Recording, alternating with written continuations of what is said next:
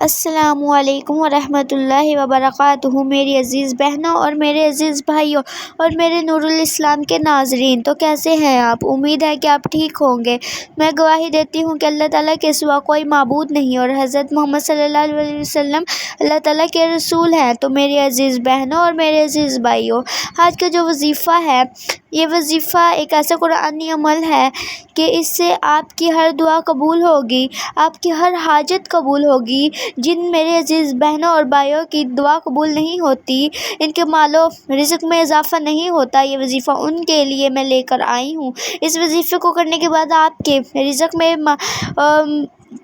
وسعت آئے گی اور آپ کو کامیابی بھی ملے گی، ہر کام میں آپ کو سکسیس بھی ملے گی اور آپ دنیا کے کامیاب انسان بن جائیں گے۔ اس سے آپ کے گھر میں مال رزق اور غنیمت بھی آئے گی، مال بھی آئے گا، دعا بھی قبول ہوگی۔ تو سب سے پہلے آپ نے کسی بھی پاک صاف جگہ پر بیٹھ جانا ہے۔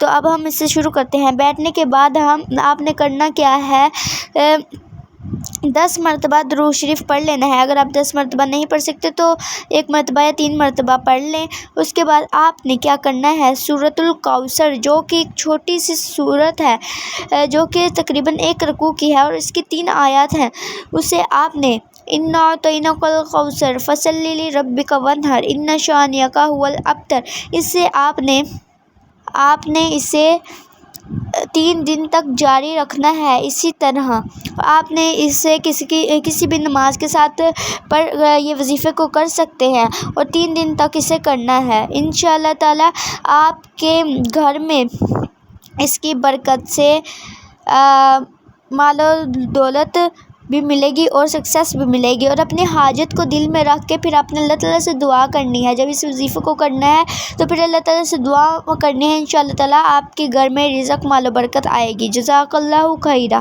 آپ نے میرے وظیفے کو دیکھا اور اس قابل سمجھا۔